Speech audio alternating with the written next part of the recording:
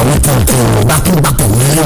èdè bàbá èdè ètò tuntun tó gbé jáde nílé yìí o òun dèmọ́dé ẹ̀gbọ́n ta ní dáhùn ìbéèrè àwọn kọ̀ọ̀kan lórí ètò onídèmọ́dé kó gbowó ńlá 500,000 naira fún Yorùbá Game Show ní ìpínlẹ̀ jìpínlẹ̀ nídìí Yorùbá tó ń gbélé àṣà àti ṣe orí àtàṣàyàn ọ̀rọ̀ ìbéèrè ó ti máa jáde lọ́lọ́kùn òjọ̀kan òun ọmọ Yorùbá àtàtà káàkiri àgbáyé bóyá kájọ máa kẹ́kọ̀ọ́ kájọ máa kọ́ lọ́lọ́gbọ́n lórí ètò tí àwọn kan tó gbé kalẹ̀ lórí YouTube onídèmọ́dé Authentic Yorùbá TV ilẹ̀ ó ti máa rí o àwọn kọ̀ọ̀kan onídèmọ́dé ta lórí tìpọ̀ tó tí ò dáwọ̀ ìbéèrè gbogbo ńlá ìpàdé lórí ètò onídèmọ́dé kájọ máa fojú oúnjẹ àyùjẹ lórí YouTube channel Authentic Yorùbá TV láti ìgbàdégbà. ẹjẹ́ á mọ̀ kíra wa àjíbí o ẹjẹ́ á mọ̀ kíra wa àjíbí o òye yé mi wípé gbàkígbà tó wù ká láǹfààní àti pàdé àwọn kan ṣẹ̀ṣẹ̀ ń jí sáyé ni bẹ́ẹ̀ ni òye yé mi bẹ́ẹ̀ àwọn kan ṣẹ̀ṣẹ̀ ń jí báyìí ni àárọ̀ làwọn èèyàn kan wà báyìí àwọn èèyàn kan ń bẹ lọ́sàn-án àwọn kan wà ní yálẹ̀ta àwọn kan wà lọ́sàn-án àwọn kan wà ń rọ̀lẹ́ àwọn kan wà lálẹ́ àwọn kan wà lóru àwọn kan wà lọ́wọ́ ọ̀dájí àárọ̀ làwọn èèyàn kan wà ìgbàkígbà tàbá láǹfààní àti pàdé mú kí gbogbo ọmọ Yorùbá ń bíkíbi tẹ́tí láǹfààní láti mọ bá mi pín nínú ọ̀rọ̀ yìí mo nígbàgbọ́ wípé ẹ ò ní mòṣì ẹ ò ní fòṣì lògbà ẹ ní mọ̀nira abẹ́rẹ́ inú ò ní gun yín ibi ọ̀pàpàlà ní jẹ́ bẹ́ẹ̀ ibi àárọ̀ ò ní pa yín tọ̀sán ò ní pa yín talẹ́ ò ní pa yín nǹkan le lóòótọ́ bó ti wù kí nǹkan ó le tó lágbára Ọlọ́run kò ní le mọ́ wa ju ọmọ ẹgbẹ́ wa lọ ara dẹ̀lú ká mọ́ sọ míì tàbí ká pé nǹkan le ká mọ́ sọ míì ta ìrọ̀ òjò kọ́ Ọlọ́run nínú àánú ẹ̀ ní kó ṣàánú fún wa àkàndá ló rọ̀rọ̀ lẹ́nu bíi tejò ló kọ́ mi ẹ̀jáwó àrò ni mi agogo aṣọ lójú ọlọ́rọ̀ màmá pé bọ́lọ́rọ̀ bá gbọ́ kí n bàbá ńlá bàbá ọlọ́rọ̀ ó ṣe ẹ̀kẹ́ ni mi ò máa dúró fọ́tílé òtítálé ni mi ò máa rẹrù mọ́ sọ àánú Olódùmarè ò ní fẹ́ nìkan kan wá sílẹ̀ kó ojoojúmọ́ ẹ̀kọ́ àtìgbàdégbà akú ìmọ̀ràn ọdún ayọ̀ là á ṣe ọdún ìdùnnú là á ṣe ọdún ìfọ̀kànbalẹ̀ là á ṣe lágbára Ọlọ́run àní yọkú àní pẹ̀dín Ọlọ́run ní fi wá wọn ra wa ohun tó gbé mi wá lásìkò yìí ń mọ̀ bóyá ká yọ̀ tàbí ká má yọ̀ ṣùgbọ́n ó jẹ́ ọ̀rọ̀ tá a ti ṣe kìlọ̀kìlọ̀ rẹ̀ sẹ́yìn ṣe mọ̀ pé bọ́mọdé bá ń gégi ń gbó àwọn àgbà ní mọ ibi tí yóò wò ó sí àti ní pàápàá jùlọ mọ̀rìwò tí ń fìgbágó ṣẹlẹ́yà ó náà ń bọ̀ wá dàgbélẹ̀ he mọ̀rìwò tí ń fi ìgbágó ṣẹlẹ́yà tí ń fìgbágó rẹ́rìn ó ń bọ̀ wá dàgbélẹ̀ he ó ń bọ̀ wá di pòpòrò tá a fi dáná tàbí kó sọrí kọ́ lára àyẹ́ ẹ̀ kó jábọ́ ńgbà tó náà tó bá bẹ̀rẹ̀ sí ní dìgbágó. now ọ̀rọ̀ lórí Simon Ekpa ọmọ Ìgbò ní tó wà lórílẹ̀‐èdè Finland láti Finland ló ti ń fin wa lápè ní Nàìjíríà tàbí kí n sọ pé láti orílẹ̀‐èdè Finland ló ti ń fin àwọn ẹ̀yà Ìgbò lápè nílẹ̀ Nàìjíríà ọwọ́ wa ti bà á àwọn ọlọ́pàá Finnish àwọn ọlọ́pàá Finland wọ́n ti mú tìmọ́lé wọ́n ń bá a ṣẹjọ́ ìjọba àpapọ̀ orílẹ̀‐èdè Nàìjíríà wọ́n ń dùnádùrà pẹ̀lú ìjọba orílẹ̀‐èdè Finland bí wọ́n ó ṣe sọ lóko wá sórílẹ̀‐èdè Nàìjíríà tí yóò wá kojú ọ̀ràn tó dálé yóò wá kojú ẹjọ́ gbogbo àwọn ẹ̀sùn tán fi kàn án lórílẹ̀‐èdè Nàìjíríà màmá sọ kínní kan wípé ẹnikẹ́ni tí agbára òfin ọ̀bá mú àbí tí òfin ọ̀bá sì mú bí ìgbà tí ìyà ò tí ì jẹ ní ìyá ni o ìyá ń rí kínní kan panu ń rí kínní kan panu lọ́wọ́ because nígbà náà gẹ́gẹ́ bí òwe tí mo kọ́kọ́ pa wípé mọ̀rìwò tí ń fìgbágó ṣẹlẹ́yà ó ń bọ̀ wá di àgbélẹ̀he òun ni wípé níjó ní bí eré bí àwàdà lọ́dún 2021 tí wọ́n mú Nnamdi Kanu láti orílẹ̀-èdè kan wálé ó sì wà nínú àhámọ́ títí dàsìkò yìí náà ni ògo Simon Ekpa ló wá bẹ̀rẹ̀ sí ní ràn bí òòrùn tẹ́lẹ̀tẹ́lẹ̀ ń ti ń pariwo ni pé kí wọ́n fi Nnamdi Kanu lẹ̀ ńgbà tó yá ńlọsọ̀rọ̀ ẹ̀ di focal point ńlọsọ̀rọ̀ ẹ̀ di àrólé ńgbà tó yá ó tiẹ̀ wá gbéra ẹ̀kọ́ òní àrólé ọ̀sọ̀rọ̀ ẹ̀ di gidi gangan lélẹ̀ tó túmọ̀ sí pé bọ́ba ọba sí ńlé ìránṣẹ́ ọba lè máa dún wìrìwìrì ìránṣẹ́ ọba lè sọ wípé kò sí nǹkan tó ń ọ̀jẹ́ àìsí ilé olóògè ní ilé fìdílé òkúté gbàrà tí wọ́n mú Nnamdi Kanu tì mọ́lé ló ti di pé ọ̀pọ̀lọpọ̀ nínú àwọn tí wọ́n ń béèrè fún ilé olómìnira ti Biafra ni wọ́n bẹ̀rẹ̀ sí ní tẹ̀lé Simon Ekpan wọ́n nígbàgbọ́ wípé ó ní ó tún kù táwọn ó tún tẹ̀lé bó tiẹ̀ jẹ́ pé kì í ṣe gbogbo wọn ntọ́jẹ́ kàyéfì fún mi nínú arrest Simon Ekpan mọ̀ ń bọ̀ ń bẹ̀ o lára ntọ́jẹ́ kàyéfì fún mi ni pé àwọn IPOB wọ́n dì sóònù ẹ̀ pátápátá wọ́n láwọn ò mọ̀ rí wọ́n ní kì í sára wọn àwọn olóṣèlú ní East wọ́n ń ṣàjọyọ̀ wọ́n ní kíjọba ó fi ọwọ́ òfin mú kí wọ́n dẹ̀ fìyà tó tọ́ nídìí òfin jẹ́ wọ́n láwọn ò ní ìbáṣepọ̀ kankan pẹ̀lú ẹ̀ gbogbo àwọn ẹgbẹ́ nísọ̀rí nílẹ̀ Ìgbò láàrin àwọn ẹ̀yà Ìgbò ni wọ́n ti ń dìde tí wọ́n ti ń tako Simon Ekpan ṣé ẹ mọ̀ wípé màmá sọ̀rọ̀ kan pé tó bá burú tán olúwa rẹ̀ nìkan ni ó kú o gbogbo máa jó lọmọ wẹ̀yìn rẹ tó bá dá wá pé kò sí ìjà fojú mọ́jà fúnra rẹ ni tẹ́ ẹ bá gbàgbé ní kọ̀pẹ́kọ̀pẹ́ ni Simon Ekpan ló fọ̀rọ̀ léde wípé ní December tá a fẹ́ mú yìí náà làwọn ó kéde ilé olómìnira ti Biafra táwọn ọ̀nà àsíá sókè òun lòun ó sì jẹ prime minister ní kété tọwọ́ ọlọ́pàá Finland bá ó kọ́kọ́ deny pátápátá pé òun ò kí ń ṣe prime minister ọ̀rọ̀ bójúgbó lòun ọ̀lẹ́ran ta ní dẹ́mu tí ọ̀sẹ̀ lẹ́yìn Ọlọ́run ìjọba lọ́kàn after God na government Portable confirm ẹ̀ and I can confirm it to you too pé after God na government bí ìjọba bá mú ọ tí ìjọba mú ni mọ́ọ̀gùn bí ẹ̀bì tí bá peku yọ pa tiyetiye ni bí ọwọ́ gọ́fìmẹ̀ntì bá bà ọ́ gbogbo yèrè ọ̀ra kò sí bó ṣe gbọ́n tó kò sí bó ṣe lágbára tó kò sí bó ṣe lóye tó kò sí bó ṣe lówó tó because iwájú lọ́mọ kí gọ́fìmẹ̀ntì ntí wo fowó ṣe ọ̀fẹ́ ni ìjọba ó ṣe é now pápápá ló ti sáré deny pé ó kì í ṣe prime minister Biafra o ṣùgbọ́n mẹ́mbà lòun tẹ bá wò dáadáa ọjọ́ ti pẹ́ toríṣiríṣi àwọn èèyàn ti ń pè fún arrest bọ̀bọ́ yìí pé kíjọba ó gbé ọ̀pọ̀lọpọ̀ àwọn èèyàn lórílẹ̀‐èdè Nàìjíríà ni wọ́n ní kíjọba ó arrest ẹ̀ kí ni wọ́n ní kán arrest ẹ̀ fún bẹ́ẹ̀ bá wò dáadáa IPOB ti wà tipẹ́ bẹ́ẹ̀ bá wò dáadáa àwọn tó ń fẹ́ ilé olómìnira Biafra ti wà tipẹ́ gẹ́gẹ́ báwa tá ń béèrè fún Yorùbá nation ṣe wà tipẹ́ ṣùgbọ́n lákòókò kan èmi àkàndọ̀ ọ̀rọ̀ akókó wà nínú àwọn tó jáde wípé ó nira láti yapa kúrò lára Nàìjíríà bó tiẹ̀ jẹ́ pé àwọn èèyàn mi ò gbà wọn sì fẹ́ gbà wọn sì lè gbà ìkọ̀ọ̀kan nínú wa náà ni yóò gbà ìkọ̀ọ̀kan tó bá wá gbà ni yóò nísinmi yóò fúnra rẹ̀ nísinmi because lọ́kàn àwọn èèyàn kan àwọn kan ni ò fẹ́ jẹ́ káwọn gba Yorùbá nation kò sáwọn tó ń sọ bẹ́ẹ̀ nílẹ̀ Yíbò because gbogbo wọn wà níṣọ̀kan ṣùgbọ́n mọ̀jàmọ́sálà makin lójú ogun akíkanjú tó mọ̀jà tí ò mọ̀ sá ìmọ̀ ń bógun bòmí lọ ni ńgbà táwa kan rin ojú ọ̀nà débì kan àwa wò wípé ó ta kókó dí kókó lọ́jú pọ̀ bí ẹsẹ̀ aránṣọ iwájú ò ṣe lọ Yorùbá sì ní bí iwájú ọba ṣe lọ ó yẹ kẹ́yìn ó ṣe padà sí i ìran Yorùbá ní bẹ́ẹ̀ Yorùbá mọ ibi tí ń lọ mọ́ ó yẹ kó mọ ibi tí ti ń bọ̀ ìyá méjì ò gbọdọ̀ jòkú gbẹ́ now gbàtàwá rí pé wájú pé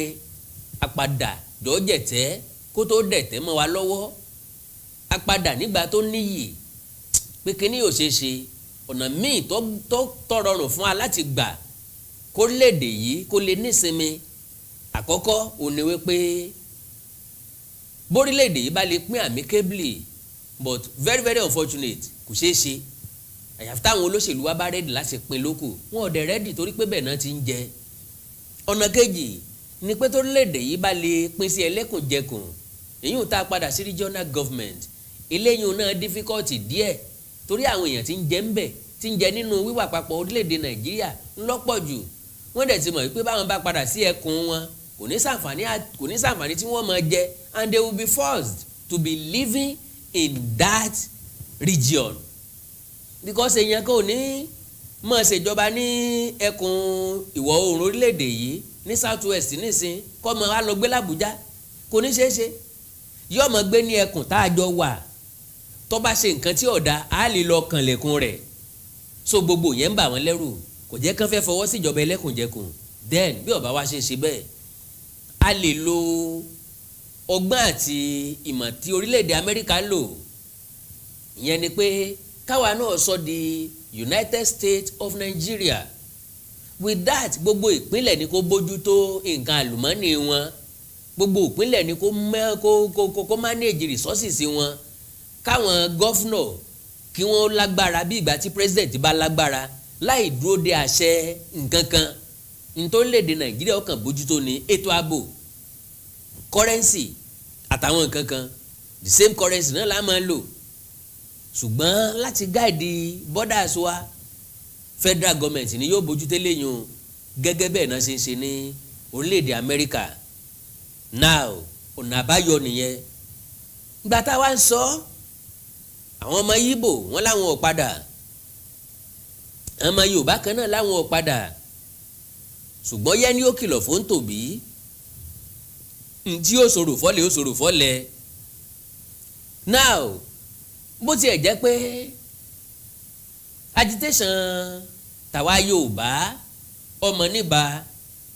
a fi ọ̀rọ̀ wa mọ ní ẹlẹ́yẹ ká tó lọ sádégbìtẹ́ ọ̀nà wo la fi ṣe bẹ́ẹ̀ ni wípé a gbé ní tìpátìkúùkù a gbé lọ́nà páńlé a sọ pé dandan lá ìjà la fi gbà á lo ọgbọ́n àti ète ìwé pé a kàwé díẹ̀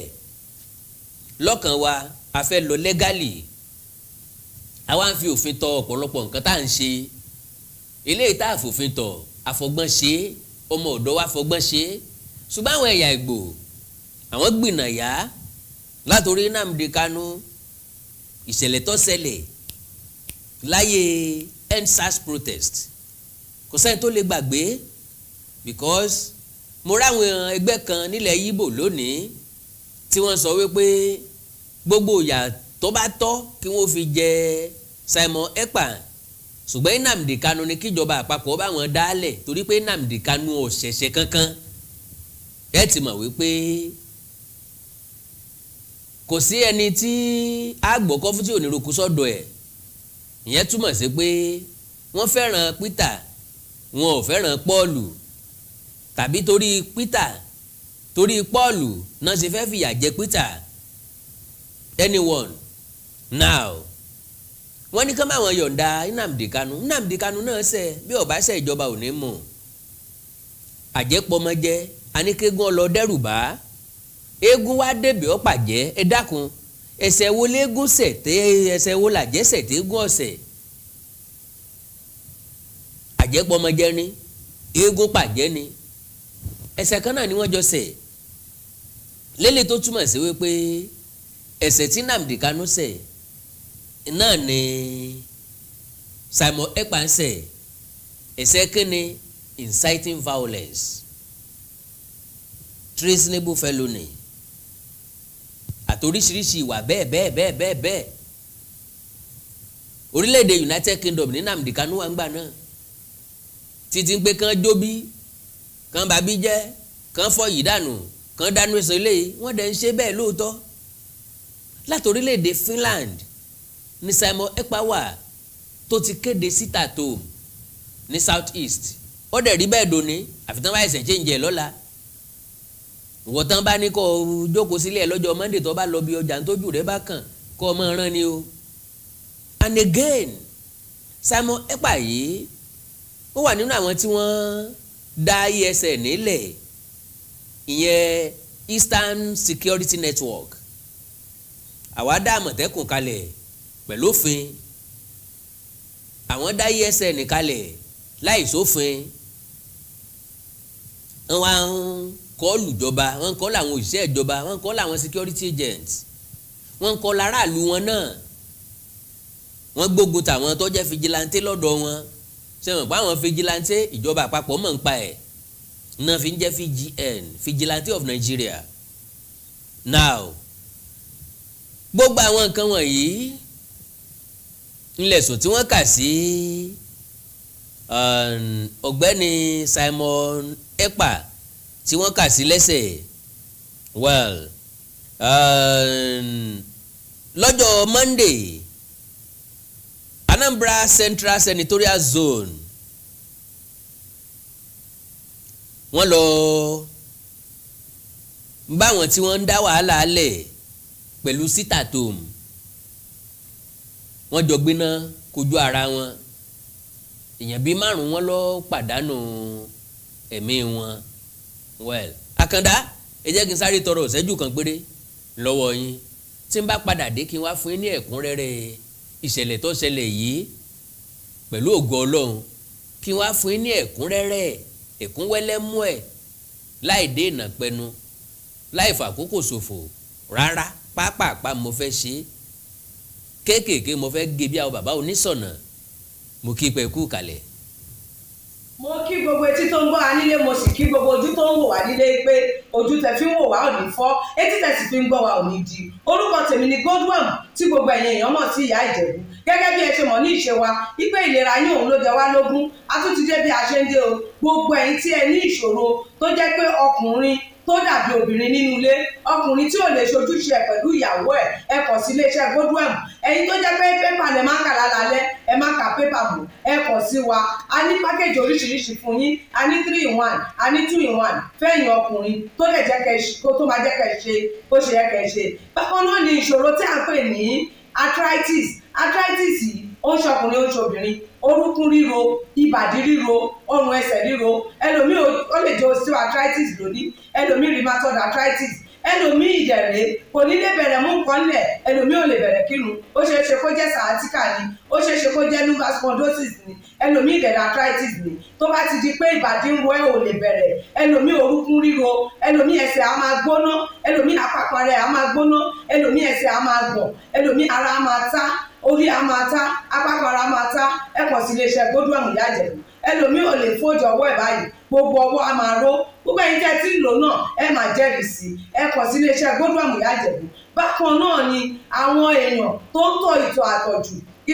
yìí ó ṣeé ṣe kó jẹ́ pé prostate enlargement ni. fún ẹ̀yin ọkùnrin tẹ́ ti lé lọ́mọ 40 ọdún tẹ́ bá ní prostate enlargement, ẹ lè máa tọ̀ léraléra. ẹlòmíì ò ní rí tọ̀tọ̀ rárá, ẹlòmíì ìdẹ̀rẹ̀ tó bá fẹ́ tọ̀ á máa ní ìrora, ẹlòmíì ìdẹ̀rẹ̀ kó tó débi tó máa tọ̀ sí tọ̀ ìtì máa jábọ́. ṣùgbọ́n obìnrin ní á máa tọ̀ léraléra, kó tó débi tó máa tọ̀ sí tọ̀ ìyá ti máa jábọ́. ó ṣeé ṣe kó jẹ́ weakness of bladder làwọn ní, àbí kó jẹ́ infection, àbí kó jẹ́ diabetes insipidus tí a mọ̀ sí àtọ̀gbẹ. ìyẹn náà lè fà á ká máa tọ̀ púpọ̀ jù. ẹ kàn sí iléeṣẹ́ Godwin Ìyá Ìjẹ̀bú. èyíkéyìí tó lè fà á kẹ́ ẹ máa tọ̀ púpọ̀ jù, ara iṣẹ́ wa ni, lára iṣẹ́ tèmi jogún látọ̀dọ̀ bàbá mi ni. àtọ̀jú yín gbogbo ẹ̀ ó sì padà sí àyè ẹ̀ bó ṣe tó àti bó ṣe yẹ. bákan náà ni àwọn tó ní hepatitis, ooru inú ẹ̀dọ̀ ni.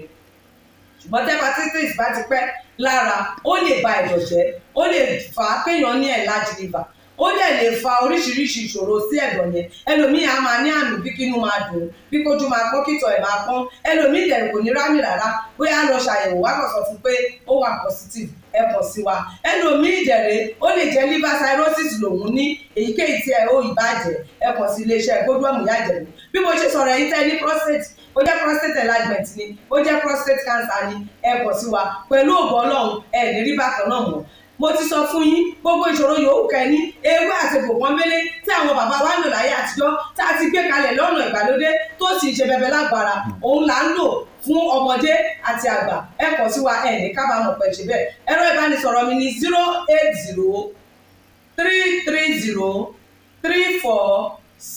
08033034777 0803303 347777. ẹ bá wà lamẹ́ríkà kẹ́ ẹ wà ní Spain kẹ́ ẹ wà ní UK ibikíbi tẹ́ ẹ bá wà ó jẹ́ Canada ni ó lè jẹ́ Port Harcourt ni ó jẹ́ Abuja ni ibikíbi tẹ́ ẹ bá wà ẹ kọ̀ sí iléeṣẹ́ Godwin Ìyá Ìjẹ̀bú. ẹ bá mi sọ̀rọ̀ lórí WhatsApp, ẹ lè pè mí, ẹ lè fi voice note lẹ̀, ẹ lè fi message lẹ̀ lórí WhatsApp, máa dá yín lóhùn ó ṣe tó àti bó ṣe yẹ. gbogbo ibi tẹ́ ẹ bá wà lè gbòógì wá máa dé, ẹ sì ní kábàámọ̀ pé ẹ kọ̀ sí iléeṣẹ́ Godwin Ìyá Ìjẹ̀bú. ẹlòmíì apákan ara ẹ̀ á máa kú, kí ló fà tápákan ara fi ń kú? ẹ kọ̀ sí wa ẹ máa mọ̀. ẹlòmíì ọrùn àdédé máa steve, ẹlòmíì àyà ló máa dùn, ẹlòmíì ẹ̀gbẹ́ ló máa dùn, ẹlòmíì á máa wúkọ́, ó lè wúkọ́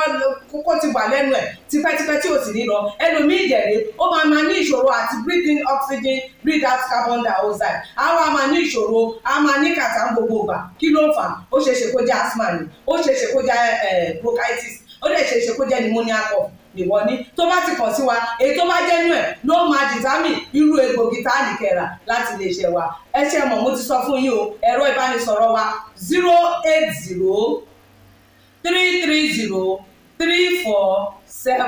08033034777. iléeṣẹ́ Godwin last bus stop yín ni pẹ̀lú agbára Ọlọ́run. Remember, if it is not Godwin, it can never be like Godwin. I used to tell you, health is something to be treasured. Ire o. ẹ káàbọ̀ padà. gẹ́gẹ́ bí nǹkan tí mo sọ, mo ní ọ̀gbẹ́ni Simon Ekpa pápápá làwọn èèyàn rẹ̀ mọ̀ dínà rẹ̀ o, ṣùgbọ́n àwọn kan wà tí wọ́n ń pè ní akótiẹ̀báni, àwọn adásínilọ́rùn obìnrin ọ̀dọ́gọ́, àwọn akọni ọ̀bàjẹ́ ìkà tí ọ̀jẹ̀ ṣe tiẹ̀ bẹ́ẹ̀. now ẹ máa gbọ́ nǹkan tí ẹni tó jẹ́ agbẹnusọ IPOB tó sọ o. ó ní we are not interested in his arrest, all we want is for the release of our leader Mazi Nnamdi Kanu, who has not committed any offence and who has been freed by the law court. That is our concern. We have reiterated on several occasions that the Ekpa had no relationship with the IPOB from the formation to date, and he had nothing in common with the Biafra struggle. For a long time, IPOB has maintained that there is nothing like autopilot in IPOB. More so, the criminal gang leader in Finland has no relationship with ESN from the formation of ESN to date, or with IPOB. The authorities should stop linking IPOB with Ekpa and his group, and IPOB is not interested in his arrest or whatever. Now, wow, ẹnìkan okay nínú IPOB political wing, only we in IPOB political wing welcome the arrest of Simon Ekpa. His actions are unbecoming. Scores of people have been buying and properties worth billions of naira bàjẹ́. It should be handed over the Nigerian government for immediate prosecution. Again, ìkan nínú àwọn olóyè Ohanaeze Ndigbo, olóyè Duben Silas, òun náà sọ̀rọ̀ lórúkọ ẹgbẹ́ àwọn ẹ̀yà Ìgbò yìí. ó ní we heard of the news of his arrest online and we are still studying the details. Ohanaeze as a body is not in support of anything that is against the law. However, what is uppermost for us and a top priority is for the federal government to release Mazi Nnamdi Kanu, who did not commit any offence, any crime, who did not carry gun or arm, but is being detained unlawfully, despite the fact that the courts of the land have freed him. Ẹ̀yin náà parọ́. Well, Fẹ́mi Fani-Káyọ̀dé sọ̀rọ̀. Wọ́n ní the arrest and detention of one Simon Ekpa by the Finnish authorities for terrorism-related charges and inciting terrorism in Nigeria is good news. Not only is this misguided young man a feral psychopath, a hateful psychopath, a notorious coward, and a man of blood, but he is also a religious bigot, an unrepentant racist, an ethnic supremacist, and an enemy of humanity. He derived pleasure from pípa àti fífìyà jẹ àwọn èèyàn, and he waged war on our nation from the safety of Finland. Many innocent Nigerians were paying on his orders and as a consequence of his foul and divisive rhetoric. I hope this serves as a lesson to others in our nation who believe that division, violence, and terror are the only way forward, and who have no respect for the sanctity of human life. Well, Bashir Ahmad, former media aide fún ààrẹ àná President Muhammadu Buhari, ó náà sọ̀rọ̀, ó ní ó yẹ kí wọ́n fìyà jẹ Simon Ekpa. Ó ní after serving his jail term in Finland, Simon Ekpa should be extradited to Nigeria to face justice for his numerous treasonable offences, particularly his role in enforcing an unlawful and condemned sit-at-home orders on our brothers and sisters. Bákan náà, ó ní extradite this son oríṣiríṣi àwọn èèyàn ni wọ́n rí heart sí nǹkan tó ṣẹlẹ̀ yìí. Eléyìí ni extradite this son of 1,000 fathers. Call Simon Ekpa back to Nigeria, and I use my last kobo to watch his tears in every court session until his last day on earth. A murderer and coward àti bẹ́ẹ̀ bẹ́ẹ̀ lọ. Eléyìí Ogechukwu Chime, ó ní hooray, let me see if Tuesday will be declared as sit-at-home in the east for Simon Ekperima. Eléyìí ní kirikiri, the Finland fashion is good for him. Now mo sọ̀rọ̀ lẹ́ẹ̀kan, mo láwọn kan ń bẹ tó yẹ ká máa pè ní èṣù lẹ́yìn ìbejì, àwọn akóbáni èkúté ilé tí wọ́n mọ̀ wípé kò sí tó burú ń bẹ̀, ìjà ìtọ́ ní ń jà, ìgbàdógóje èrò ọ̀wájà, bó ṣe yẹ kó ṣe sẹ́nu, bọ́mọkùnrin ṣe sẹ́nu, bí wọ́n bá mú ọ̀pọ̀lọpọ̀ orú ẹ̀ ni ó tó jáde. ẹjá bí wọ́n léèrè pé tó bá já wọ́n mú, ta nínú ẹbí wọn ni ó tún jáde? kábẹ́yì lọ wọn, kálẹ̀gbọ́n wọn mú tàbábúrò wọn tàbọ́mọ wọn, how would they feel? Lára wọn ilé ní why all this coward? Just cage him, finish authority, and deport him back to Sioux Kingdom as how they deported his boss caged. Ọ̀tọ̀lẹ́ntọ́ sọ yẹn, ọmọ Hausa ló sọ. Eléyìí ní see how all of you came out to talk about Igbos. You guys lay down silently then and wasn't talking suddenly. You've seen something to talk about. Relax. And I go soon go back to shells. It's not in Nigeria. It's in a country that respects rules of law. Ntí dèdèrè onítọ̀hún ọ̀mà ni wípé Finland orílẹ̀-èdè tó bọ̀wọ̀ fún òfin ni. Yes, orílẹ̀-èdè tó bọ̀wọ̀ fún rule of law ni. But this case is country in relationship with country. Nàìjíríà ò ní fọ jókòó tẹ́tẹ́rẹ́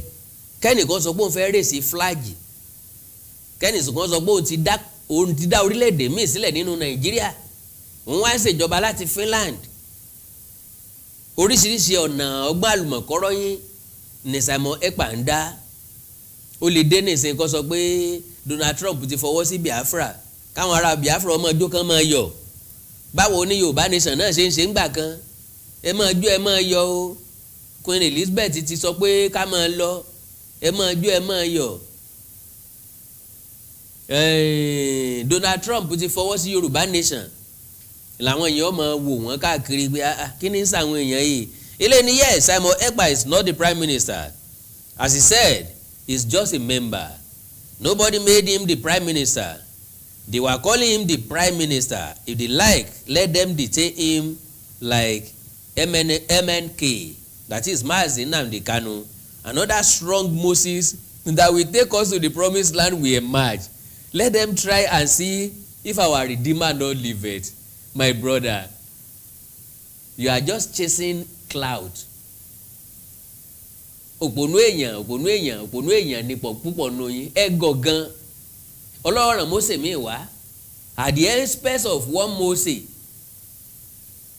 Ṣé Israel láwa ni? So ta ló wá rán Nnamdi Kanu wá? Èṣù àbí? Sòfà àtàn tí mo tì mọ́lé ẹni tí tó ń gbẹnu yín sọ̀rọ̀ náà nìkan tó ń mò náà tì mọ́lé. Ọlọ́run wá rán Mósè mi náà wá tí wọ́n tó mò náà tì mọ́lé. Ṣé bẹ́ẹ̀ làwọn èèyàn gọ̀ ni? Okay, now eléyìí ni Yusuf don denounce am as prime minister now abba men of little faith you never see anything im body go tell you na. Very funny. Eléyìí ni so Simon Ekpa deny being the prime minister of IPOB. This shows he's a coward after all. Despite his boasting, when confronted with his deeds now, he is denying his roles as a violent man. The Finnish government should stop shedding him and extradite him to Nigeria to face trial over paper of thousands of innocent Igbo people and the destruction of their businesses, lives and homes. Eleni, this is government to government. Before his arrest, Nigeria government collaborate for his arrest, so let's chill. Why they arrange for them to package him inside one container to Nigeria prison? Me no tell you say na government to government business. Kí wọ́n tó rí Nnamdi Kanu mú wálé government to government ni wọ́n láyàsí pẹ̀lú ìjọba orílẹ̀-èdè Kenya ni because àwọn ọlọ́pàá Nàìjíríà kọ́ ló mú àwọn ọlọ́pàá Kenya ló múlẹ̀ fáwọn ọlọ́pàá Nàìjíríà bí ọba sólè létí ta ò lè ja àyàn àwọn tinúlé ni wọ́n mú lọ́wọ́ lẹ̀ then eléyìí ni who born monkey who wouldn't fear government and who wouldn't it is obvious he must deny it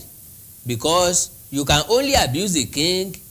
from behind, you dare not insult him in his face. So shall it in the judgment day, when the devil will deny every evildoer. Now, what happened to those IPOB fighters who had died from Ekpa instigation? That's why it is important to follow who knows road. I think the federal government should gather tangible evidence against him. So Samuel Ekpa can deny being the prime minister of Biafra. The fear of government and law as well as fear those in authority is truly the beginning of wisdom. Well, ọ̀pọ̀lọpọ̀ nǹkan tó ṣẹlẹ̀ látọwọ́ Samuel Ekpa gbogbo ẹ̀ náà ni gbogbo wa wà wíwà ẹja mọ́wọ́ lẹ́rán ká fọ́ ti gbọ́dọ̀ ká mọ̀ wo nǹkan tí yóò padà ṣẹlẹ̀ ntí àwọn kan sọ ni pé citizen Finland ni kò sí nǹkan tí federal government fẹ́ ṣe fún àwọn ìjọba Finland ò ní fílẹ̀ wọn mọ nǹkan tó ń pè níjọba síjọba wọ́n sọ̀rọ̀ bí òpè wọ́n sọ̀rọ̀ bí òpònú wọ́n sọ̀rọ̀ bí aláìmọ̀kan bọ̀ kò sí nǹkan tí ò lè ṣẹlẹ̀ o ìjọba orílẹ̀-èdè Nàìjíríà ti sọ pé ẹ̀wọ̀n lẹ̀wọ̀n ń jẹ́ ẹjọ́ wà lẹ́wọ̀n ń bẹ̀ wọn ẹ bá tọ́jú ẹ̀ síbẹ̀ wọn ẹ sáà ti mọ́ fílẹ̀